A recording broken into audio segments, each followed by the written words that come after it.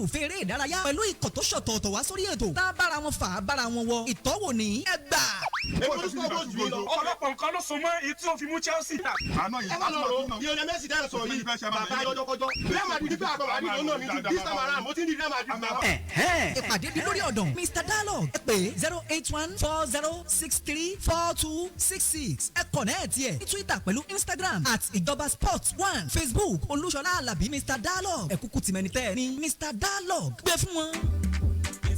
Oh, and it's Kanu Wako right now. Kanu Wako moving the ball from the central midfield. Oh no, Kanu Wako crosses over to Jejo Koja and it's a goal! Oh yeah, Sangalo is a goal. Shano is a goal. Escobar is a goal. Toros is a goal.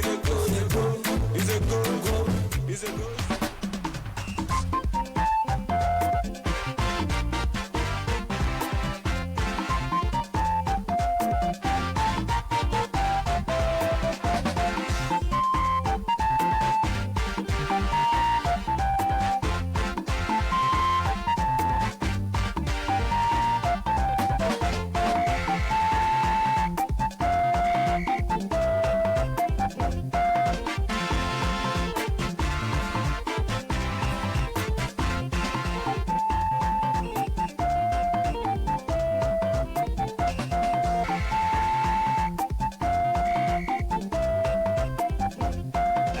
ojúmọ́ fún tòní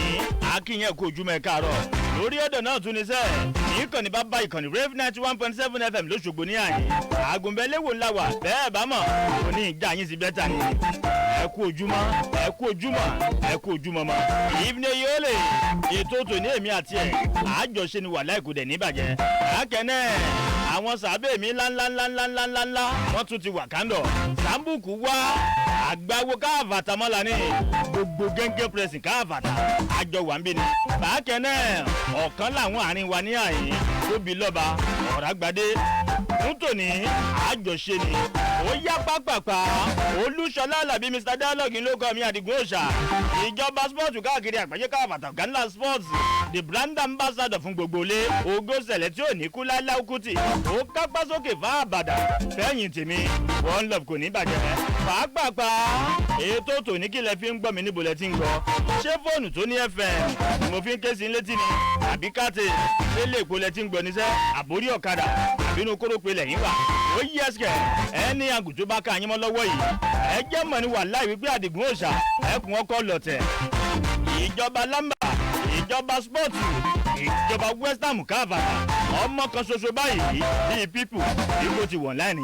pàápàá àbájáde fẹsẹ̀wọnsẹ̀ lọ́kàn òjọ̀kan ibẹ̀ ni màá ti gbé àmọ́ ṣáájú ìgbà náà wà yìí a tún ti wọ̀n láì ní belenja ló ní cháncá ló ní choncho ló ní chèǹchèǹchè ló ní fẹ́rẹ́ ń jogi ló ní pápápá ló ní pápápá lórí Facebook àti Instagram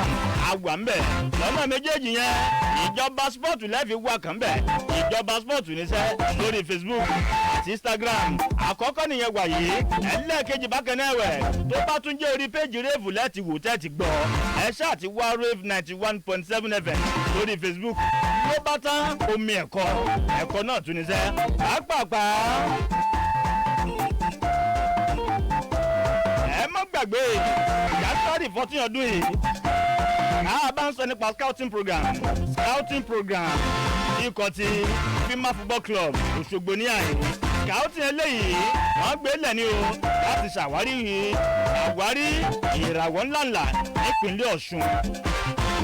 Ọ̀ṣun ní àyè ẹ wá gbọ́ ètò eléyìí àtọkùnrin àtobìnrin òun ló wà fún àmọ́ láti age 13 or 20 years ní nǹkan ṣe jẹ́ lápá abẹ ìpele ń jábẹ̀lẹ̀ ìgbà ló ní cháncá ló ní jòjò ló ní chẹ̀ǹchẹ̀jẹ̀ ló ní ìgbésí létí ni o scouting eléyìí bákan náà fẹ́ ni sẹ́ agbábọ́ọ̀lù pátápátá tó bá dáa tán tó mọ̀ pé lọ́wọ́ yìí òun zẹ̀ kì í mọ̀ ń ṣeré ẹjọ́ wa ọ̀fẹ́ ni sẹ́ ẹni tán bá mú nínú scouting eléyìí bákan náà ìbẹ̀lẹ̀ ń jábẹ̀lẹ̀ ìgbà ó ti qualify nìyẹn mọ̀nàkà rẹ̀ sí Fima Football Academy ẹgbẹ́ bó ṣe wà ń bẹ̀. yóò ní gbọ́gbẹ́ bákan náà Coach Olúmídé àti ọ̀gbẹ́ni Charles wọ́n ṣe ń gbèsè mi létí ní apá abẹ èmi náà ń jà yín sí bẹ́tà pàápàá àbájáde fẹsẹ̀wọnsẹ̀ ó ló ṣe jẹ́ ẹ rí lónìí géèmù pọ̀ àmọ́ géèmù tòní ẹsẹẹsẹ òun là á tó torí pé ó bá dago mẹ́rin òní gbẹ̀rẹ̀ Cartagena lónìí àwọn àtikọ̀ ti Valencia ni wọ́n jọ mọ́ fà á ìdíje léyìí kìí ṣe La Liga mọ́ ṣùgbọ́n Copa del Rey ni gẹ́gẹ́ bó ṣe jẹ́ 7:30 òní gbẹ̀rẹ̀ ní Nares lónìí àwọn àtikọ̀ ti Barcelona gbogbo Barca áfà wọ́n ní kò bá dé wọ́n láwọn dúró tán ó yá mi ò ní gbọ́kù ẹsẹ̀ bàbá tí a nìyẹn alẹ́ àǹtakìtì kára ó lè ìkọ́mi alájì Adéjàre Kazeem ẹ̀mí lójú ká àfàtàmọ́là gbogbo ẹ̀dẹ̀ lọ́hùn ẹ̀kọ́ gàdé yẹmí kò ní bàjẹ́ Táíwò Ayédáadé ọ́fítì níyànà káàpọ̀ tẹ fún báwọn tọ́jú Kẹ́hìndé àgbàwo ká àfàtà nìyẹn ti gba ní í ṣe kẹ́ni mi ò ṣà ọmọ West Ham ló ń tiẹ̀ ń ṣe Barcelona làákẹ́nẹ́ ọ̀kíìbù chájà gbogbo ọ̀kíní lọ́hùn onílálẹ́ òníṣẹ́ àwọn àtúnjẹgò torí pé ó pọ̀ yẹ́nyẹ́ ni làákẹ́nẹ́ ọmọrẹ́dì mi ńlá Alex Ọláríwájú gbogbo rẹ̀ sí lọ́hùn bí nǹkan ṣe ń lọ nìyẹn gbogbo Barca 7:30 òní ẹ̀yìn àtikọ̀tì Nares ẹ̀jọ̀ mọ́ fani bákan náà lónìí tó bá dago mẹ́sàn-án lé òní òkú fẹ́rẹ́ ń jogi Carabao Cup gbogbo Lukaku gbogbo Thomas Tuchel ẹ̀jọ̀ mọ́ gbani gbogbo Chelsea lálẹ́ òní àti Tottenham ni bó ló ṣe jẹ́ ẹgbọ́nọ́sẹ́ èèmù alẹ́ òní Lukaku Ọ̀túnba Lamba Olúwayé Sweat pé yóò play àbí ò ní play a sì ń bọ̀ lórí ẹ̀ 9:30 alẹ́ òní gbẹ̀rẹ̀ Sidi Ayokano Akoyano bákan náà tíìmù ló ń jẹ́ bẹ́ẹ̀ o àwọn àtikọ̀ ti Madrid káfà wọn á jọ mọ́ fà á ìdíje lẹ́yìn bákan náà èé ṣe La Liga Copa del Rey ni gẹ́gẹ́ bó ṣe jẹ́ ìbẹ̀lẹ̀njá ni lóní cháncá lóní choncho lóní chẹ̀ǹchẹ̀chẹ̀ lóní pépèpé lóní ìjà yín tán pàápàá lọ́wọ́ yìí ló mẹ́lú Lukaku Ọ̀túnba Lamba agbábọ́ọ̀lù kan ti Chelsea lókè lọ́hùn-ún ohun tá a gbọ́ ni pé wọ́n ní yóò san fáìnì owó ìtanràn owó tó ń lọ bí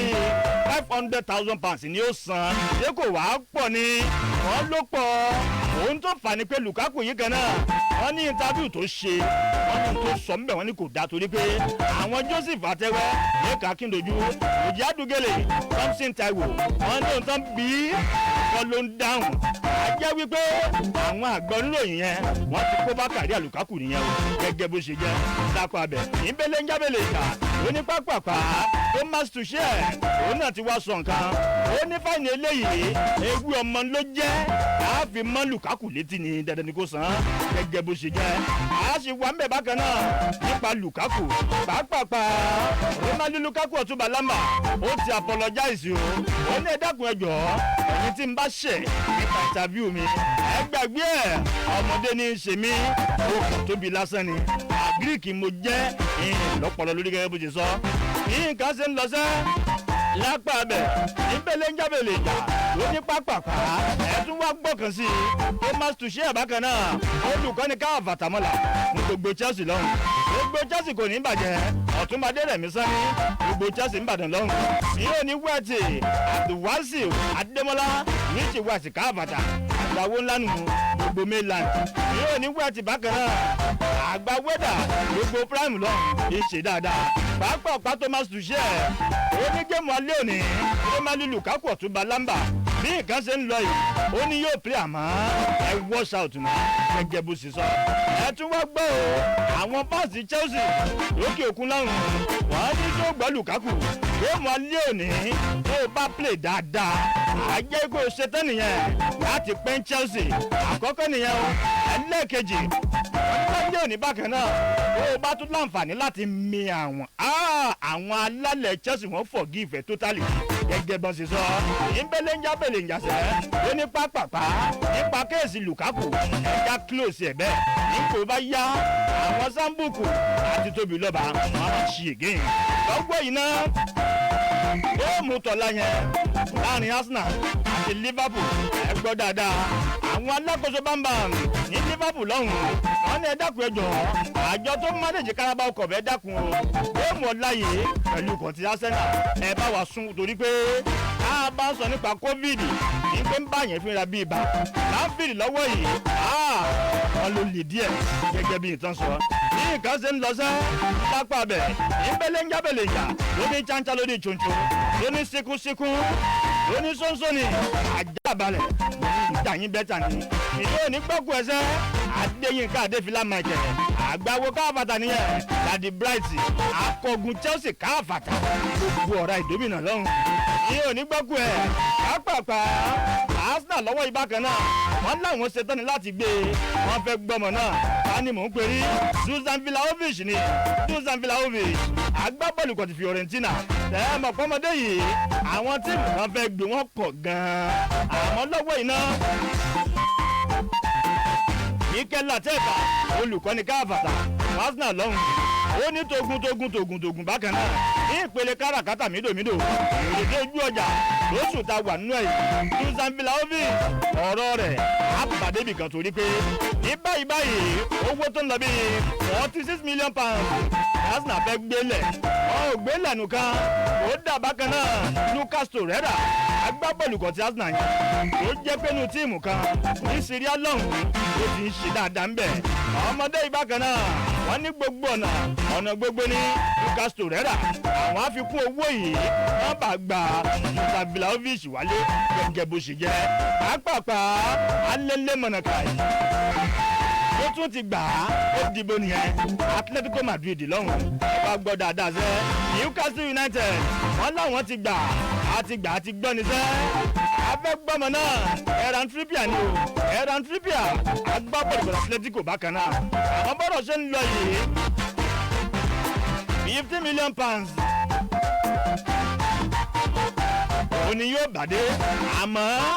lápá àbìkan lọ́hùn wọ́n tún sọ wípé £12 million owó tí wọ́n á fi gbé náà ẹ̀já fìyẹn lẹ̀ àmọ́ lọ́wọ́ yìí ìrètí wà yìí pé lẹ́nu àìpẹ́ yìí wọ́n sẹ̀ kó tó tán ẹ̀ràn trippier yóò wá sí mẹ́ríkà ní o ní newcastle àkọ́kọ́ nìyẹn ẹlẹ́ẹ̀kejì bákan náà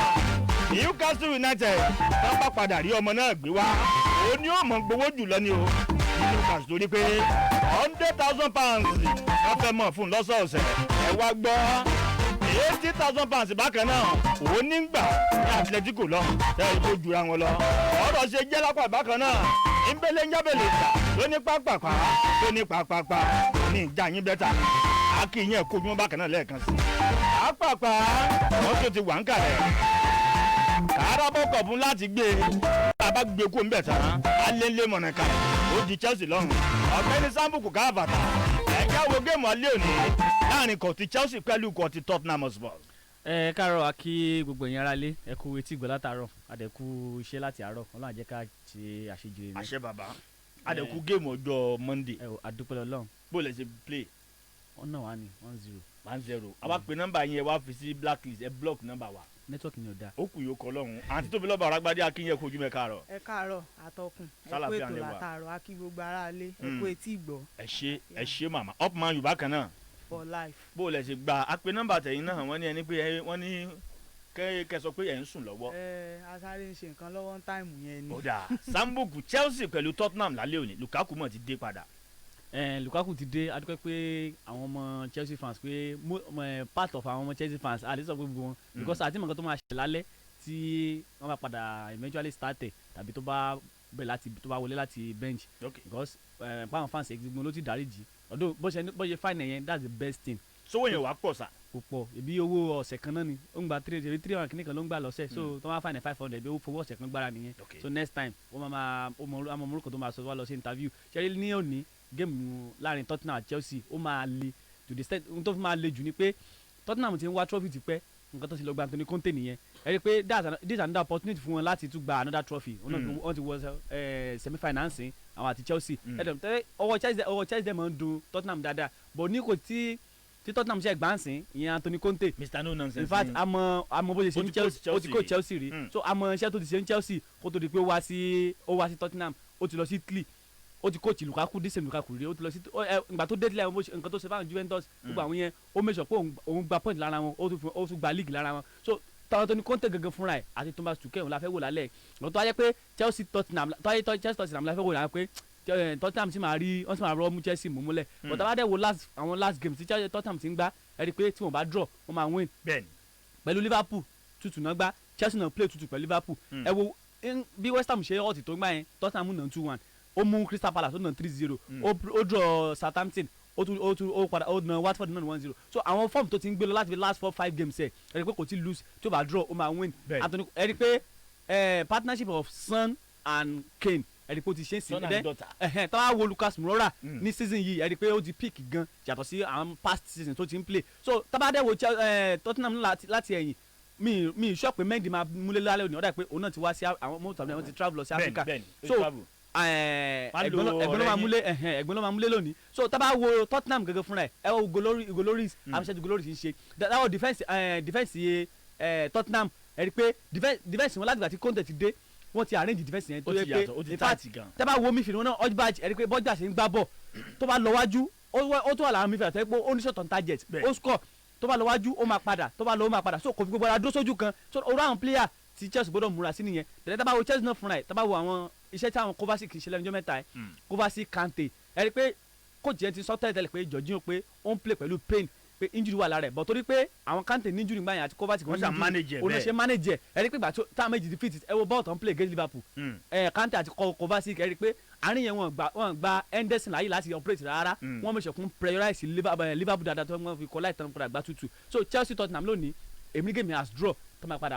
padà lọ sí second leg because àméjì ẹ̀yin rí bí draw lónìí draw lè mìíràn àméjì sí but tí Tottenham bá win because Chelsea gbọ́dọ̀ múra síwájú ibi Chelsea ní problem ni pé iwájú wọn ti ní problem àwọn ẹwọ against Liverpool ó yẹ kán padà ná Liverpool but àwọn chances tán lose tán máa lè make use ẹ̀ lálẹ́ ó possible kan win but tán àti make use ẹ̀ Son Harry Kane àti Lucas Moura ó dangerous láti handle àwọn mẹ́ta ó dangerous. agbésọ wípé son daughter Lucas Moura. ó máa hard láti handle. pápápá Antonio Conte oníṣègbọ̀ Harry Kane agbábọ́ọ̀lù ikọ̀ mi lọ́wọ́ yìí àìgbá trọ́fì rẹ̀ òun ló ṣe ń kara àmọ́ lọ́wọ́ yìí o òun ti sọ fún wípé àgbàfẹ́ nígbà bá gbàfẹ́ kan náà ní sàtàwà nínú ẹ̀ yìí àwa jókòó dáadáa yóò ní mi kàn bóyá yóò lọ àbí òní lọ́mọ́ yóò ní Tottenham gẹ́gẹ́ bó ṣe wí Antonio Conte olùkọ́ni káàfàtà Tottenham lọ́hùn pápápá ó yá mi ò ní gbọ́kú ẹsẹ̀ lé bàbá ó ní àdìgún ọ̀sàkú òǹbẹ̀ nǹkan ti yàtọ̀ ìlú yàtọ̀ ni pé tó bá di ọ̀la ọjọ́bọ̀ Thursday bákan náà Kieran Trippier ọmọ Atletico de Madrid lọ́hùn yóò máa fẹsẹ̀ balẹ̀ ní Newcastle United head medical tí ó ṣe gẹ́gẹ́ bá a ṣe ń gbọ́ àmọ́ lọ́wọ́ yìí o official gangan ni wípé £12 million òun ni owó tí ó fi wá sí Newcastle ó sì máa ń gba £100,000 lọ́sọ̀ọ̀sẹ̀ bí nǹkan ṣe jẹ́nu lápá bẹ̀. akẹ́nẹ́wẹ̀ Massimiliano Allegri olùkọ́ni káàbàtà fún Juventus lọ́hùn ó ní lọ́wọ́ yìí Alvaro Morata ó ní kò lọ́mọ torí pé àtijọ́ sọ̀rọ̀ gan ni àmọ́ lọ́wọ́ yìí wípé yóò lọ sínú kan ti Barca ní oṣù tá a wà yìí yá kò fẹ́ ẹ̀ pí ọ̀mọ́ àmọ́ ní báyìí náà ọmọ mi ńlá olóhùn á dúró gẹ́gẹ́ bó ṣe sọ pápápá àti tóbi lọ́ba ọ̀rá gbadé lálẹ́ òní gbogbo Chelsea pẹ̀lú kọtí Tottenham Hotspur níwòye yín kí ló fẹ́ ṣẹlẹ̀.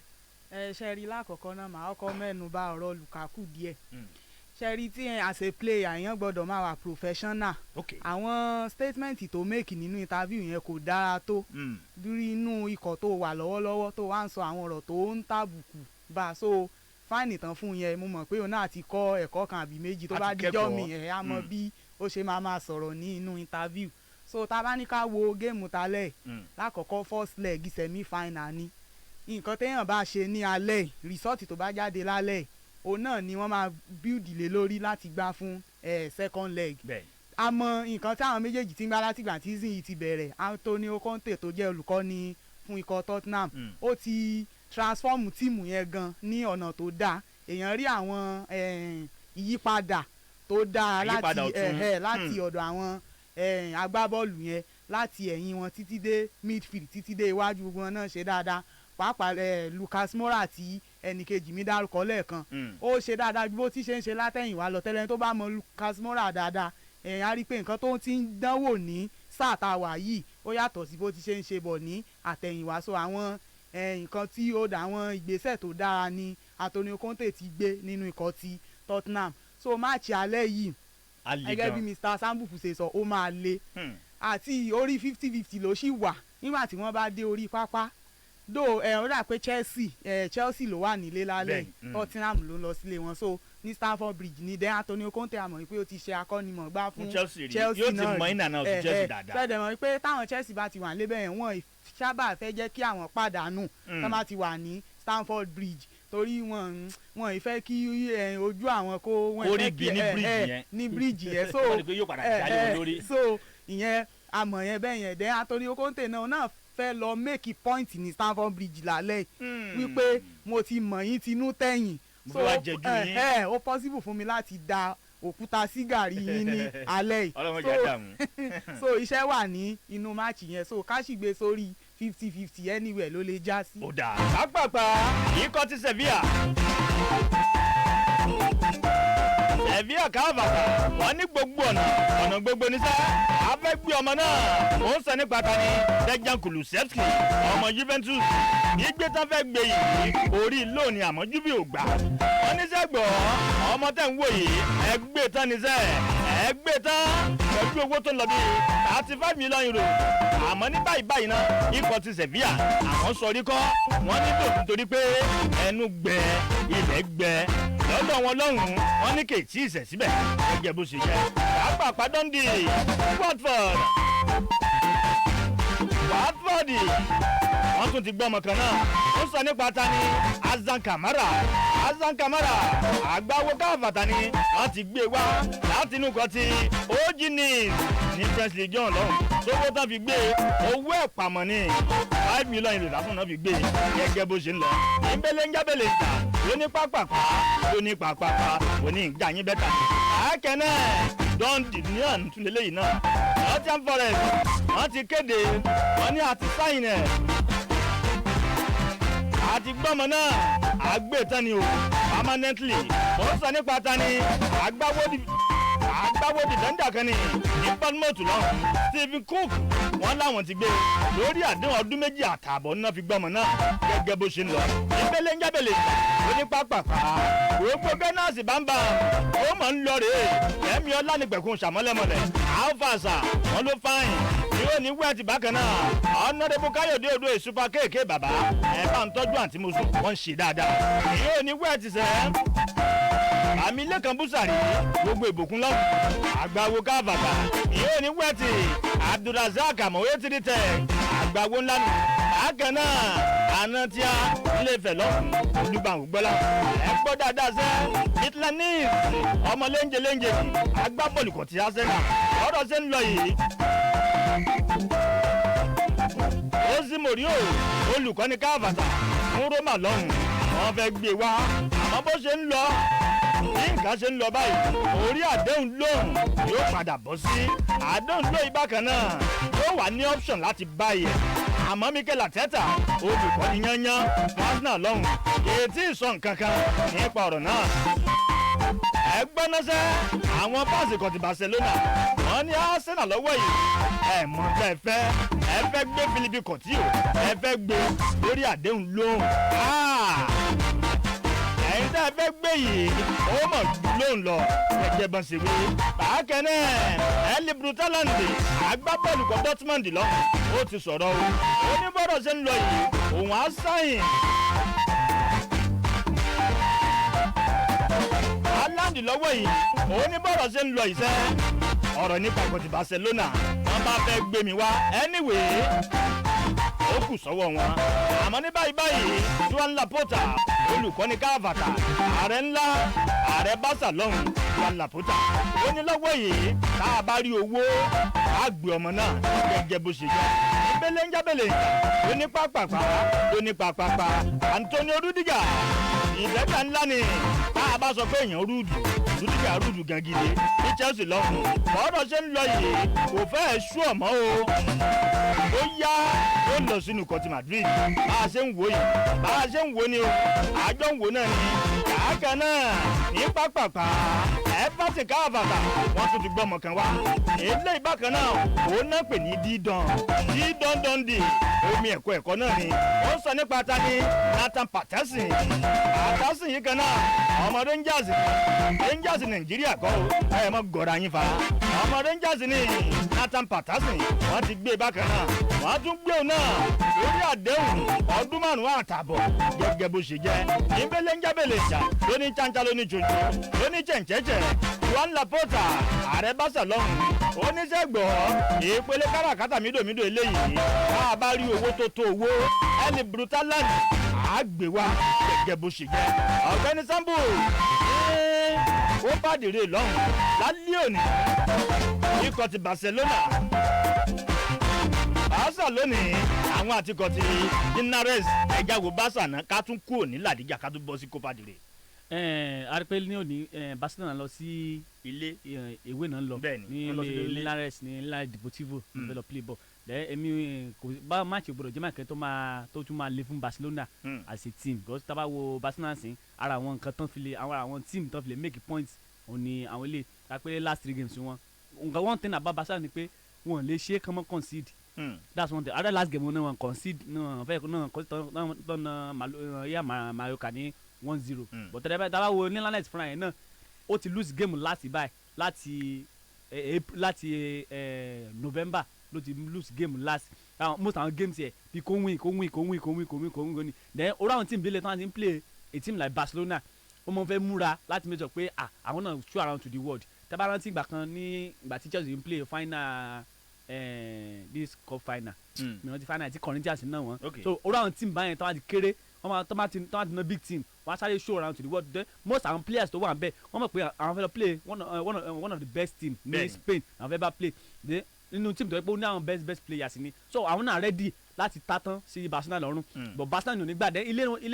wọn náà tún wà so wọ́n ti mọ in and out of every pitch tán ní ibi tó ti lè gbá ball ibi tó ti lè slide ibi tó ti lè ṣe gbẹ so Barcelona Friday Barcelona wọ́n máa wà very careful láti mọ̀ ní injury because nǹkan tó ń ṣe jẹ́ Barcelona season ni pé injury ti ń pọ̀ fún wọn jù ti pọ̀ bẹ́ẹ̀ táwọn ọ̀dà next game wọn lápẹ́ Super Cup ní next game wọn sí àwọn àti Barcelona so wọ́n máa play Granada ìyẹn ní La Liga kó tó di kó lọ play Real Madrid so wọ́n gbọ́dọ̀ make sure pé coach wọn ó gbọ́dọ̀ make sure bó ṣe máa rotate àwọn players yẹn tí ò ní fi affect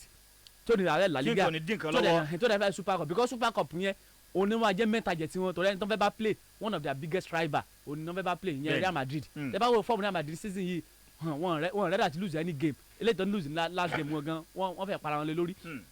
so Granada lọ́bẹ̀lọ́ bá lé next game wọn náà Granada náà ṣẹlẹ̀ kékeré ní La Liga ẹni pé Granada náà wà in form dáadáa so Barcelona fúnra wọn bọ́ ṣe máa ṣe lálẹ́ pé tó máa lè lo àwọn kékèké kan fi start game kan fi mix wọn láti pé ẹni tí wọ́n fẹ́ ṣẹlẹ̀ kó àwọn ẹ̀gbọ́n àgbà kó wọn wọlé kan lọ play bẹ̀rẹ̀ tó bá ṣe bẹ́ẹ̀ Barcelona gbọ́dọ̀ já because team yẹn bá ṣáájú wọn score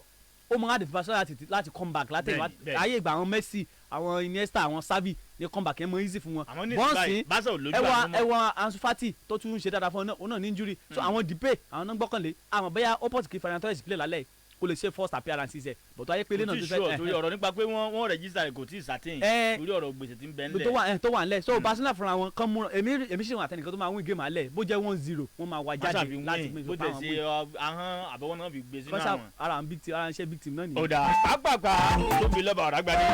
ẹja wọ̀rọ̀ nípa ìpele káràkátà mídòmídò ẹja wo Dusan Vlahovic agbábọ́ọ̀lù kan ti Fiorentina wá sínú kan ti Arsenal wọ́n ó rà á pẹ̀lú £46 million wọ́n á tún fi Lucas Torreira wọ́n á fi kún ṣé kò pọ̀ jù. ṣe rí lákọ̀ọ́kọ́ èmi ò rí wípé ó pọ̀ jù ní ìwòye tèmi torí agbábọ́ọ̀lù tá à ń sọ yìí Dusan Vlahovic ọmọ tó ń ṣe dáadáa ni ó sì kéré ó sì èjì sí wà ní sáìdì ẹ̀ àmọ́ gudugudu méje àyà mẹ́fà tó ń ṣe ní ibi tó wà lọ́hùn so mi owó yẹn kò pọ̀ jù tọ́mádé láwọn fẹ́ fi Torreira náà sí èmi ò níwòye tèmi mi ò rí pọ̀ jù torí èmi bìlífù pé èrè tí wọ́n máa jẹ tí wọ́n bá rí ọmọ ìgbé wá ó pọ̀ jù torí Arsenal a mọ̀ wọ́n sí tíìmù tí wọ́n fi bẹ́ẹ̀ ná owó tó pọ̀ lọ títí láti ra player so even àwọn náà máa tún padà jèrè gan dáadáa lórí ọmọ tí wọ́n bá rà so tí wọ́n bá ké owó yẹn sílẹ̀ owó yẹn ò pọ̀ jù náà lákọ̀ọ́kọ́ tí Torreira tán fẹ́ fi lé yẹn la lè fẹ́ sọ pé bóyá ó dà bí kò dà bẹ́ẹ̀ níwòye tèmi ó wà òkè torí èmi gbàgbọ́ wípé èrè tí wọ́n máa padà jẹ tí wọ́n bá gbé agbábọ́ọ̀lù yìí wá torí ọmọ tó ń ṣe dáadáa ni á ẹ̀pù ikọ̀ Arsenal a rí pé lọ́wọ́lọ́wọ́ yìí náà pé Arsenal wọ́n ti gbéra dáadáa sí bí ó ṣe wà bẹ́ẹ̀ ni látẹ̀yìn wá tó tiẹ̀ láàrí àti ẹ̀rí yàtọ̀ tó wà dáadáa gbogbo àwọn ọmọ yẹn náà ti ń ṣe dáadáa àwọn Saka àwọn Smith Rowe gbogbo àwọn yẹn wọ́n ti gbéra gan dáadáa tàbí pé wọ́n ṣe dáadáa so tí wọ́n bá tún fi Vlahovic náà kún wọn á tún iṣẹ́ Arsenal á tún gbéra sí dáadáa pàápàá ní ọwọ́ iwájú yẹn irú àwọn most of the chances lórí àwọn Lacazette àwọn Aubameyang àti ẹ̀ tí ì mọ kókó nípa Aubameyang ṣùgbọ́n àwọn Lacazette wọ́n ti ń dàgbà ìgbà míì dà many chances tí wọ́n rí tó yẹ kán máa pàápàá jùlọ Lacazette yẹn àìmọye ọ̀pọ̀lọpọ̀ chances tí wọ́n máa rí tó yẹ kán sọ di go tó yẹ pé wọ́n máa irú ọmọ yìí irú àwọn mele wọ́n máa convert irú àwọn opportunity yẹn so èmi rí wípé nǹkan ìgbésẹ̀ tó dáa ni Arsenal fẹ́ gbé nípa ọmọ ìṣó àdẹ̀dá tí wọ́n bá lè ṣàṣeyọrí lórí. ọmọ èjì gbé lásìkò torí Tottenham náà wà lórí ẹ̀. kẹlòmíì náà tó gbé owó gidi wá Arsenal sẹ́yìn náà ń gbọ́. kẹlòmíì tó gbé owó gidi wá láti lọ gbé. sọ yẹn sọ burúkú là ń fẹ́ gbé lọ. ó yá pápápá Lorenzo Insigne ọmọ Napoli òun lòun ti gbà òun ti gbọ́ ni sẹ́ láti dọmọ ikọ̀ Toronto lọ́rùn gẹ́gẹ́ bá a ṣe ń gbọ́ ó bá di July oṣù kejì ọdún yìí Lorenzo Insigne ọmọ Napoli yóò mọ̀ ta kọ́sọ́kọ́sọ́kọ́sọ́ ni Toronto lọ́rùn gẹ́gẹ́ bó ṣe ń lọ ẹ wá gbọ́ àdéhùn tán fẹ́ fún un lókè òkun lọ́rùn àdéhùn ọdún 5 àti àbọ̀ tún ni gẹ́gẹ́ bó ṣe jẹ́ pápápá Andre Onana Onana ẹ mọ̀ pàmúlẹ̀ yìí nígbà kan náà rí Arsenal káfà wọ́n ti lé wọn fẹ́ gbé wọn tó lọ gbé àfin wá àmọ́ lọ́wọ́ yìí o Andre Onana ní báyìí ohun tá à ń gbọ́ ni pé ó ti wà ní Milan ìyín tá Milan ní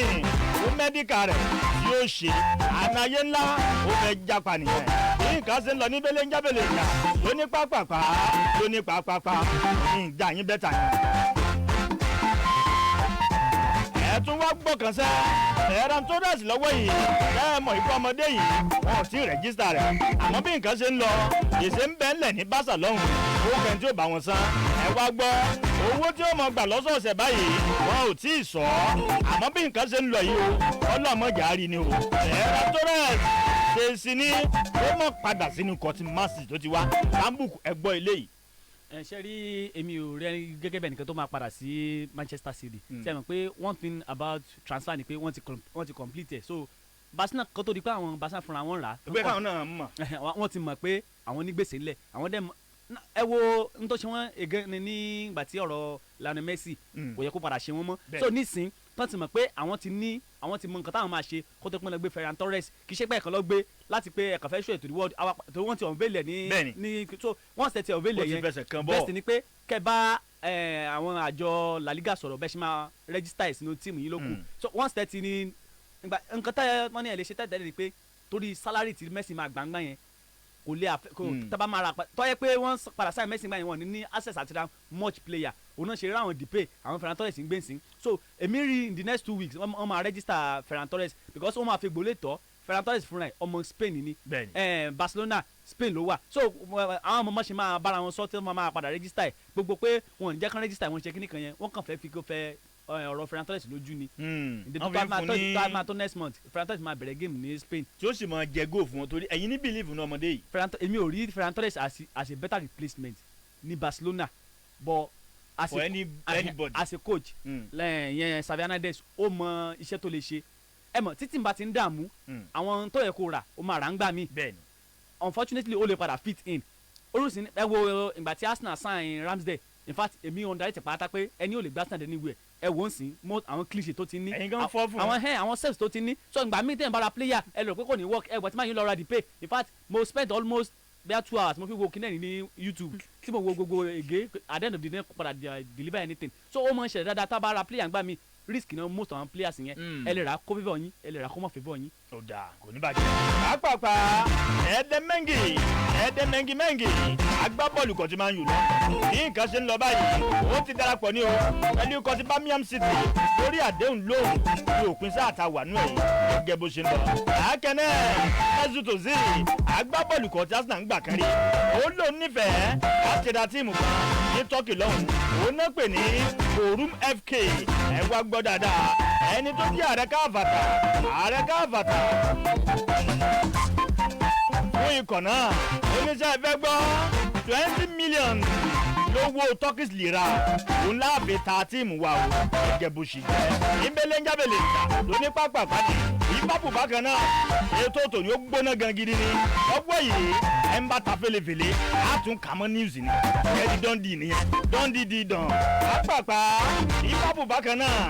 wọ́n láwọn náà tún ṣetán pẹ̀lú owó tó ń lọ bíi 45 million euros wọ́n fẹ́ fi gbé ta ni àgbáwó káfàtà ni àgbáwó kan ní Villarreal ó ń sọ nípa ta ni Anat Danjuma wọ́n tún fẹ́ gbé òun náà ẹ wá gbọ́sẹ́ Diego Pablo Simeon olùkọ́ni bámbam fún Atletico de Madrid lọ oníṣẹ́ gbọ́bọ́dọ̀ ṣe ń lọ yìí Ferran Trippier tó bá padà lọ tán ní Atletico àgbẹ̀ wípé Aspilicueta olùkọ́ni Chelsea yẹn òun yóò rọ́pò rẹ̀ ní o gẹ́gẹ́ bó ṣe jẹ́ pàápàá West Ham tíìmù tiwa nìyẹn West Ham ń bọ̀ lọ́nà rọra mi àgbẹ̀sẹ̀ lọ́kọ̀ọ̀kan àwa dá gangidi ní West Ham lọ́wọ́ yìí wọ́n ní gbogbo ọ̀nà gbogbo níṣẹ́ Jesse Lingard agbábọ́ọ̀lù kan ti Manchester United káfàtàmọ́là ọ̀pọ̀ yìí àwọn ṣetán ni láti gbé lágbètán àǹtí tóbi Jesse Lingard to West Ham United. ṣe rí a ti mọ̀ pé Jesse Lingard ó ti ní issue pẹ̀lú West Ham already gbogbo nǹkan tó ṣe ní previous season tó fi wà níbẹ̀ on loan a rí gbogbo itú méje àyà mẹ́fà tó pa níbẹ̀ even initially nígbà tó padà wá sí inú nǹkan ti Manchester United èmi gẹ́gẹ́ bí ẹnìkan mi faramọ́ tó kì í ṣe pé mi fẹ́ kó padà wá but èmi believe pé ó yẹ kó sì dúró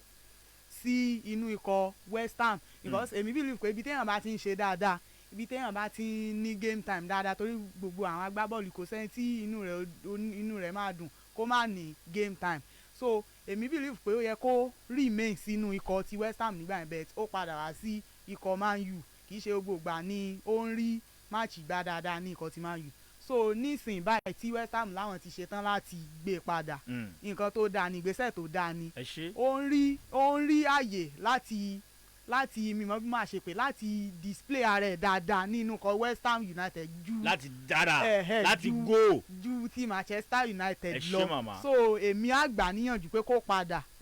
sínú ikọ̀ ti West Ham United kó mọ̀ ṣe bí ọba ń bẹ̀ torí ó ń ráyè ṣe dáadáa ń bẹ̀ ó ní game time dáadáa ó dẹ̀ ń perform ara wọn torí pé ń rògó lò ń bẹ̀ ok ó ń rògó lò ń bẹ̀ a rí gbogbo àwọn tó mì nígbà tó wà pẹ̀lú West Ham ní gbogbo ìgbà yẹn like bóyá bí ẹ̀ẹ̀mejì léra ló gba player of the month ní English Premier League yẹn so ó ṣe dára àwọn kan tó gbé ṣe ní West Ham gbà yẹn ká má parọ́ tán ara jẹ kò rí ṣe lọ́wọ́lọ́wọ́ báyìí nínú ikọ̀ Manchester United so tẹ́mi bá ní àǹfààní àti bá a sọ̀rọ̀ one on one èmi àgbà níyànjú kó padà sínú ikọ̀ ti West Ham kó lọ máa ṣe bó ṣe ń ṣe tẹ́lẹ̀ ń bẹ̀. ẹ ṣe màmá pápápá Angel Correa ọmọ Atletico Madrid lọ́rùn ó ti fẹ́ lójú àdéhùn rẹ̀ ó ti sún síwájú ọdún mẹ́ta sí gẹ́gẹ́ bó ṣe jẹ́ níbẹ̀lẹ̀ ń jábẹ̀lẹ̀ ìjà lóní pápápá ni ọ̀gbẹ́ni Sambo àwọn alákòóso káfàtà ní Liverpool lọ́hùn wọ́n fẹ́ kí wọ́n sún géèmù àwọn àti Arsenal tọ́lá kan sùn torí pé COVID-19 wọ́n ló ìtì àwọn gangidi ni ò bí ìgbà tí kórókè bá kọlù yẹn nu tráfíkì. ṣe rí everything tí wọ́n ń lo COVID as an excuse nísìn ìgbà tá a fẹ́ play Chelsea ní COVID Salah fẹ́ lọlé ẹ pè padà Mane fẹ́ lọ ẹ pè padà Keita fẹ́ lọ ẹ pè padà pé kí wọ́n play game Chelsea wọ́n play game Chelsea tán ẹ fẹ́ play Arsenal ìyẹn tó jẹ́ cup ẹ wá sọ pé ní COVID ṣe rí nísìn àwọn FA fúnra wọn gbọ́dọ̀ mọ̀ verify anything kó tó mọ̀ take any step. kọ́mọ wádìí dáadáa. kì í ṣe pé tíìmù kankan máa announce pé ẹnìkan ti ní COVID kìnìkan ti ní COVID the next ni pé kẹ́ suspend the game kẹ́ postpone game ẹ̀yin kọ́ lẹ́ máa sọ pé kí FA postpone game FA ló máa mọ̀ pé okay with the squad tẹ́ ní tí ó bá ti wà up to oye numbers tó yẹ kẹ́ present ní ọjọ́ match wọ́n lè bá yín postpone game but tó yẹ pé squad yín pé ẹ wò gbà tí wọ́n lọ play Club World Cup ìgbà tẹ́ fẹ́ play Aston Villa ẹ mọ bẹ́ẹ̀ ṣe káwọn ọmọ kéékèèké tó lọ play Aston Villa so definitely tá a fẹ́ play Arsenal lọ́la táwọn ọmọ yóò bá ti pé ẹ lọ káwọn ọmọ kéékèèké kì í ṣe àwọn nìkan kọ́ ló ní COVID now almost every team ló ní COVID Man U ní COVID Chelsea ní COVID Arsenal náà ní COVID like against Manchester City coach Arsenal òun náà ní COVID kò wá ń bẹ̀ against Chelsea coach Liverpool òun náà ní COVID ẹnìkan percent tó dé bẹ́ẹ̀ so àwọn players yìí ti wà okay ẹnìkan tẹ máa mísọ̀jú Salah Mane Keita lọ so once táwọn yẹn ti lọ àwọn tẹ bá ti náà lè fi máa play kì í ṣe pé excuse covid tẹ ní goalkeeper yín ní elokela so another replacement ti wà once the replacement ti wà 25 man squad tó wá ti pé ẹ ní any excuse láti pé ẹ ní play game Arsenal so FA fúnra wọn èmi ò rí FA gẹ́gẹ́ nìkan tó máa gbọ́ orí lẹ́tà ìbáyẹn wọlé àwọn náà kàn make attempt ni pé ok ẹ jẹ́ ká make trial pé tọ́ máa gbà ṣáà di game tẹ́ bá ti ń pile game Johnson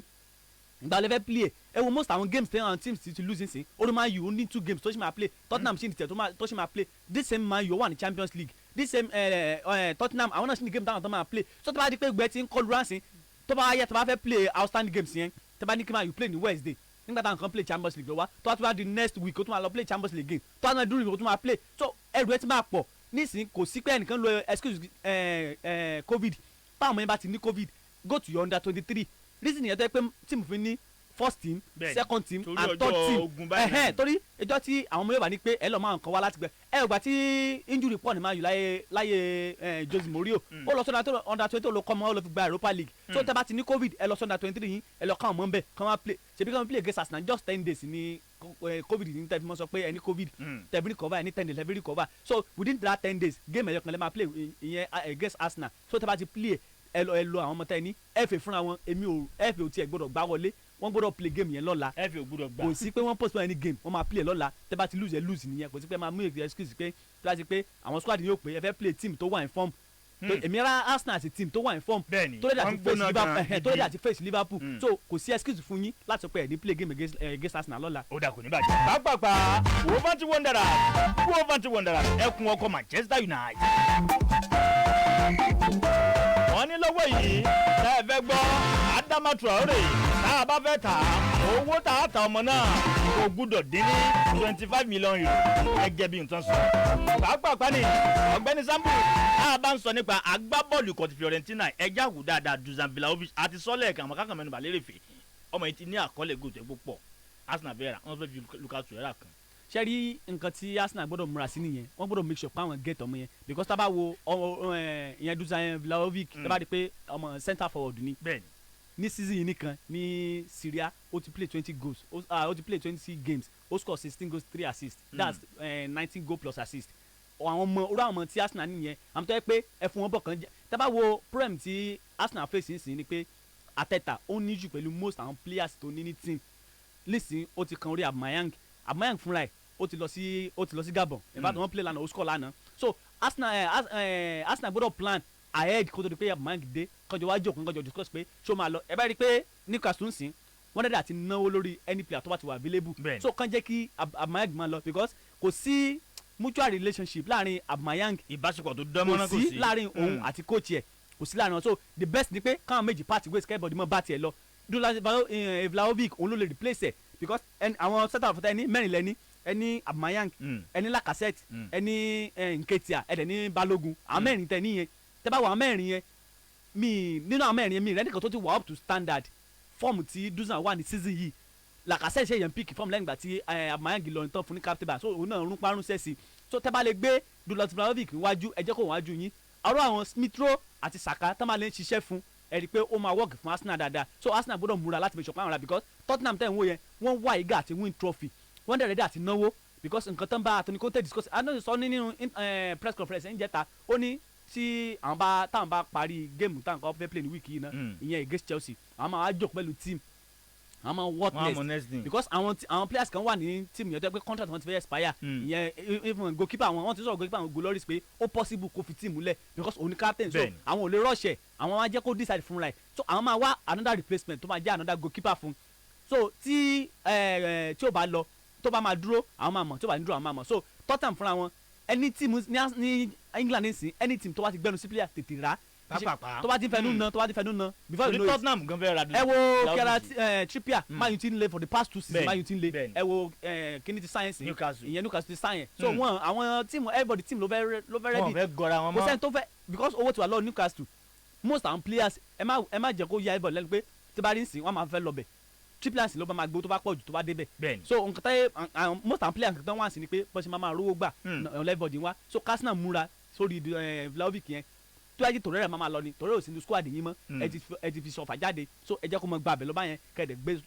Vlahovic kó wa máa perform fún yín. gbé kẹ́rẹ́ gbójú ń bẹ̀ kó yá. pápápá kò gbé Man U gáàbàtà Amigen Ventures àmì ọmọdájí ojoojúmọ́ ní ṣe nọ́mà bákẹ́nẹ́ abáwẹ̀ gbogbo àjípẹ̀dẹ̀ lọ́hùn à ń tọ́jú àrẹ̀mọ bára èjà òlásùbí àró fàdí tèmi ní yìí ní gbọ́kú ẹ̀fẹ́ ọ̀gbẹ́ni fanimoko olúwaṣeyí manu ẹ̀sẹ́gbọ́n àti káàbàtà bá ń tọ́jú ẹ̀ ọmọọba ní yànnàfà lọ́hùn olúwayé captain vendor àmọ́ tó ti ń gbọ́ kinní kan ṣé rúmọ̀ ni àbí ìṣe rúmọ̀ wọ́n ní ọ̀pọ̀lọpọ̀ agbábọ́ọ̀lù kan ti máa ń yù lọ́hùn ohun tí wọ́n ń fẹ́ ni pé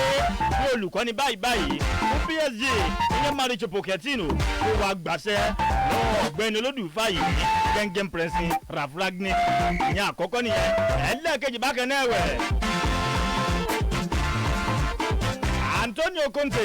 olùkọ́ni Tottenham lọ́hùn ó ní gbogbo ọ̀nà gbogbo níṣẹ́ Frank Kessie agbábọ́ọ̀lù kan ti sinmi náà tó jẹ́ pé mífìdá ńlá ni bí nǹkan ṣe ń lọ yìí ó wu òun láti rà á wá sínú kọ̀tí Tottenham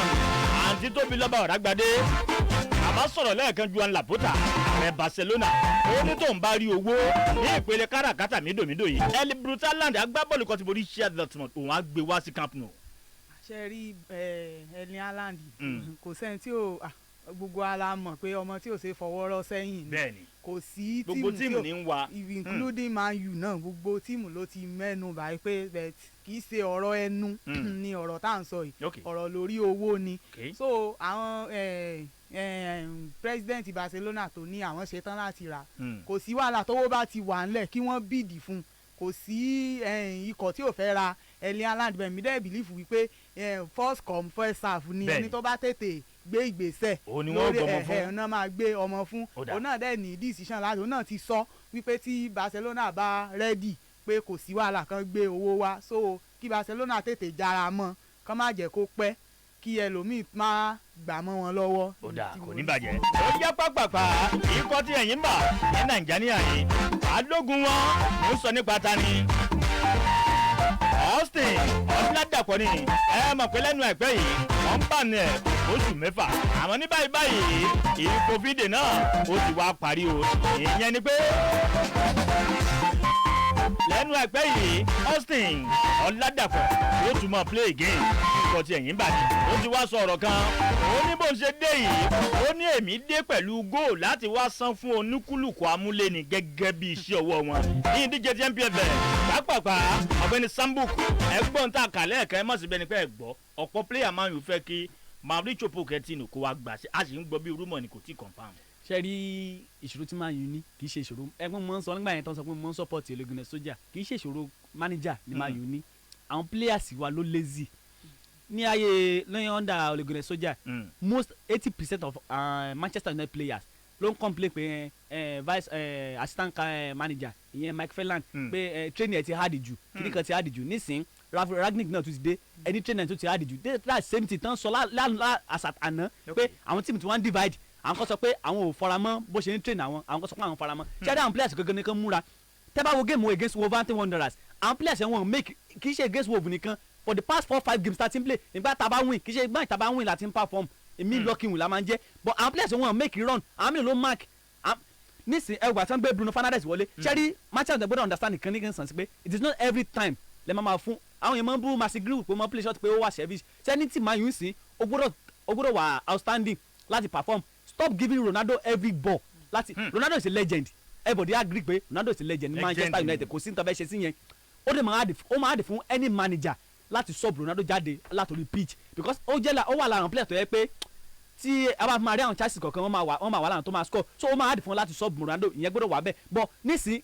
kì í gbogbo góòlù máa fún Ronaldo mọ́ tí ẹ wo gbà tí wọ́n fẹ́ gbá last free kick kò ẹ́sì kí Ronaldo wà ń bẹ̀ ẹ wọ́n ọmọ ó láwọn sí bench ẹ ká ọmọ wọlé ẹ rí ọ̀rọ̀ máa yù pẹ́. ẹ jẹ́ mọ́ lọ fótó ni